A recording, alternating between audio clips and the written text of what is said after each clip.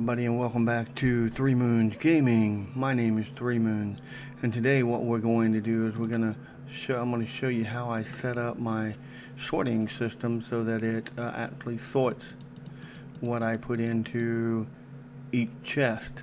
Now these behind me are actually unsorted. Those were when I was building the sorting system. I just stuck stuff in the chest. So what I'm going to do now is we're going to go ahead and I'm going to go ahead and take, say, all of these. And by taking all of these, I'm going to take all these and I'm going to go all the way down to the input area of this gigantic system, which is way down here. And yes, I'm in creative mode because I got tired of walking back and forth. So we'll put one there. And then I gotta fly over here, and it's real easy to get lost. So you just check. And then what I'm gonna do is take 45 as a placeholder, but you need 4 genuine placeholders so that they can be there. These are placeholders. I renamed some iron blocks and turned them into placeholders. Each one of these is just a placeholder, so it's gonna go to 41 and it'll stop. And then these 4 placeholders just sit there. They don't do anything. They just sit there. Now what I'm going to do is I'm going to come over here to my input, which this is where it all begins, or rather, not really where it all begins. Let's go where it really begins, and I'll show you just how far away from my house this whole base is. When I went down and started digging this and doing that, I didn't think about the distance I was from my little place. I was thinking about, just clearing and building, and I started clearing and building, and once I got it built, there's the house, there's my house, there's my chicken coop, which is feeding down below. There is a wheat farm right there. That's a 100% wheat farm. There's a bamboo farm, a little bitty bamboo thing, but there's the chicken coop, and there's some more not wheat, but this is sugar cane.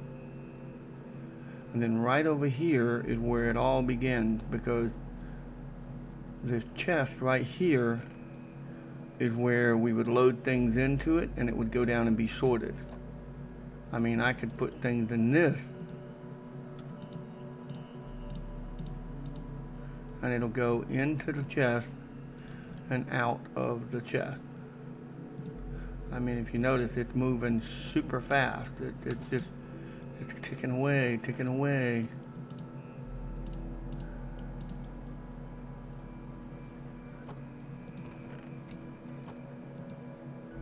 Because those are running first, I guess it's just going to continue draining that down first. Because the hopper's feeding it into that chest, but that chest is feeding it right into here, which is taking it down below. Now let's go down below. Oh, and here's my obsidian stone maker, so I don't have to go hunting obsidian stone. I just have to find some lava to make the obsidian stone work. And this is my elevator system. I go up and I go down, I go up and I go down.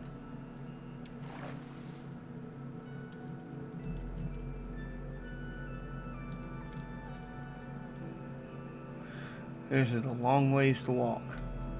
But look at this, I've got a smeltery, a double smeltery over here, which filters into a system which comes up here, filters out, comes down here into this chest. This chest filters it all the way across the room over to this item elevator, which then again lifts the item up, brings it over here and puts it in the chest. Part of these chests are for eggs. Part of these chests is for iron and gold. So that's how those are working. And then this right over here, where we just loaded everything in, is loading everything up down here without us having to load it. So that, ladies and gentlemen, is how you set it up. you have to make sure you have those placeholders in place and 41 additional block. The way I did it was I just put a full stack in there after I put my 4 placeholders in there. That way it would tickle down to 41 and stop. No having to adjust it or anything. Plus that put a couple in your chest already, and if they need more, and if it needs to leave 1 in each hopper on the way down to the main chest, then it'll leave 1 in the main hopper. But primarily what's going to happen is once this chest fills up, it'll fill up the hopper that goes into it, then it'll fill up the next chest, then it'll go into that hopper and fill it up, then it'll fill up the next chest, then it'll fill up this hopper, and then it won't have anywhere to go. It'll go into an overflow system. It'll go right on by because it can't hold anything else. And when it can't hold anything else, it's going to go to another storage area, which I have yet to determine how I'm going to do that. But I'm going to build another silo like this one, and I'm going to put it somewhere close to the end of this thing so that everything can just filter in. It can be all cluttered up because I'm not going to worry about what is in there and what isn't in there. I've got all this room over here still to work on, and none of these have been placed, nothing in them. Placeholders are in place, but none of them have anything in them yet. I don't know how many block I can hold here. I can tell you there's 88 chests in a row, in each row. So we've got 4 times 88, and however many a chest can hold, I'm not sure right off the top of my head, but I know it's a large number.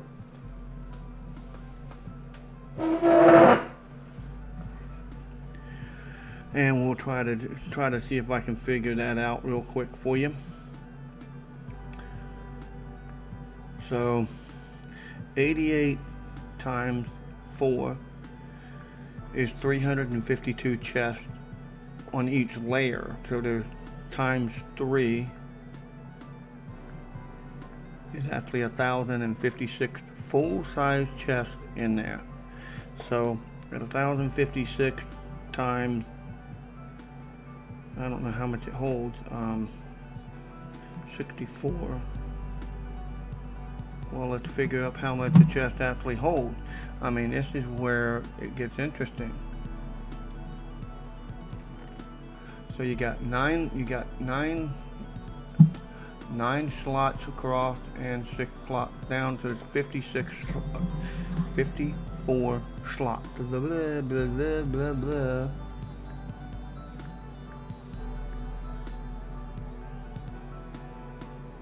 Okay, we gotta clear that out of there. 9 times 6 equals 54 times 64 equals 3,456 items per chest. And then we're going to multiply that by, what was it, 1,064. That's 3,677,184 items. And that's items that are stackable. That's not the items that are non-stackable. If they're non-stackable, then they'll be non-stackable and they'll have to go into a silo because they take up way more space than a regular chest because it's just one item. And I have a couple of them already that are non-stackable, or they stack only to like 16. Eggs stack only to 16. You get a carton of eggs, there's 12 in a carton. Here you get a carton of eggs, you get 12. I mean, you get 16 rather than 12. So, it's just the way it works. So basically, I just figured today would be an interesting educational thing rather than just playing the game. I just thought we would kind of goof around with it a little bit. There's nothing in that chest. There's nothing in that chest. Of course, that chest has already been moved. There's not really anything in that chest. There's nothing in this chest because I only had 1 diamond. Let's take all of these out.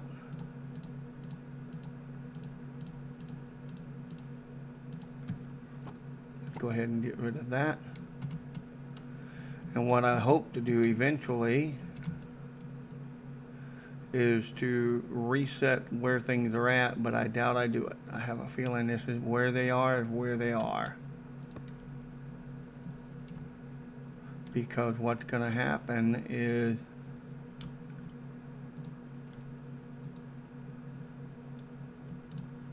they're going to go in here, and I'm not going to bother messing with changing them around.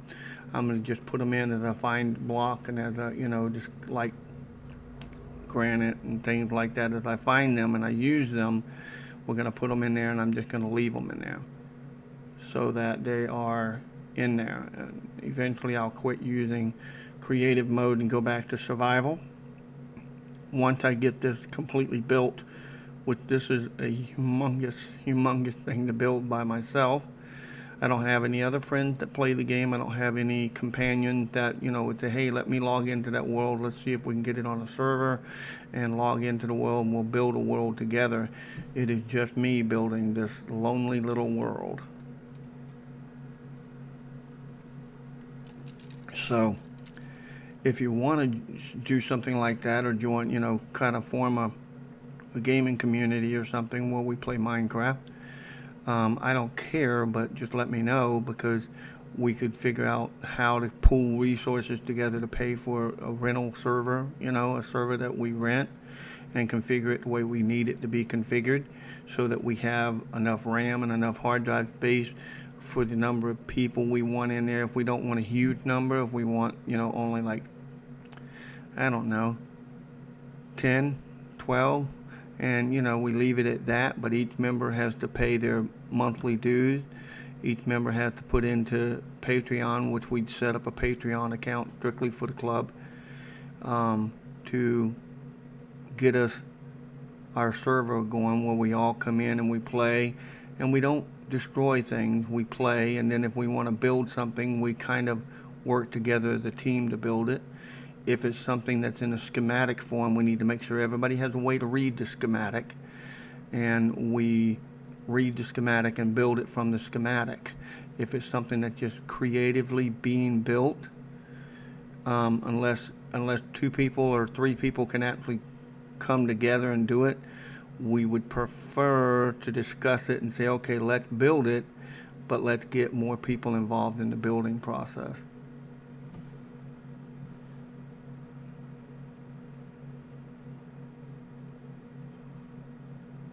Okay, so this is just a little interesting thing, it's just some of the things that I'm interested in doing, and maybe generating some intriguing friendships in the process.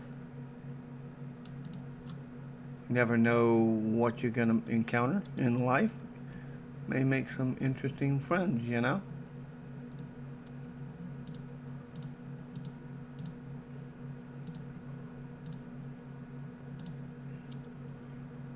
And that's what it's all about, I believe, is making friendship more than anything. Meeting people of all ages and walks of life in different parts of the world, and turning this into a little community where we can possibly have some serious fun playing Minecraft. We don't want to have, griefing, where people grief other people's builds and destroy things. Why do it? We're all working hard to build things. We're all working hard to have fun. And if people come in and grief things, we need to be able to say, nope, I'm not going to have it. You're out of here. Now that may change how much money we have to pay each month as far as our monthly dues, but we would survive it, I'm pretty sure, if we had enough people. Because I'm thinking get enough people to keep it where the price of the monthly due is down enough that it really boils down to, less than $1 a day for someone to play the game, and they have 24-hour access to it. That's what I'm thinking. But who am I? I'm just 3 Moons.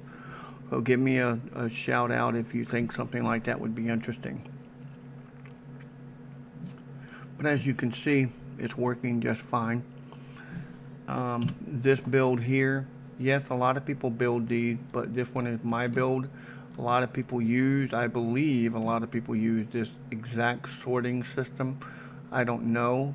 I know that it took me a long time to figure out how they were doing things, and I'll be honest with you, I had to actually download a schematic and use World Edit back when I could use World Edit, can't use it now, and go ahead and actually import it into a world and study how they put things together.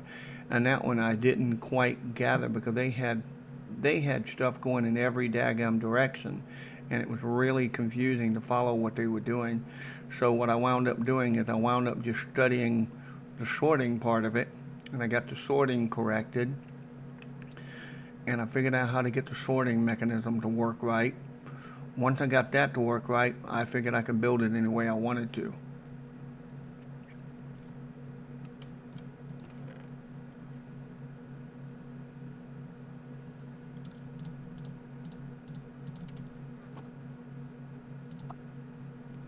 So, ladies and gentlemen, thank you for watching.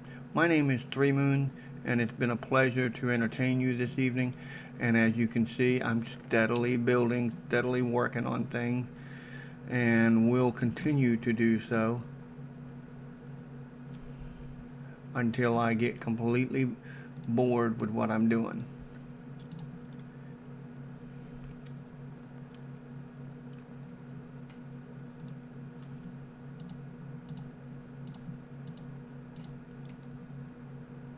Again, have a wonderful rest of your evening. Bye bye.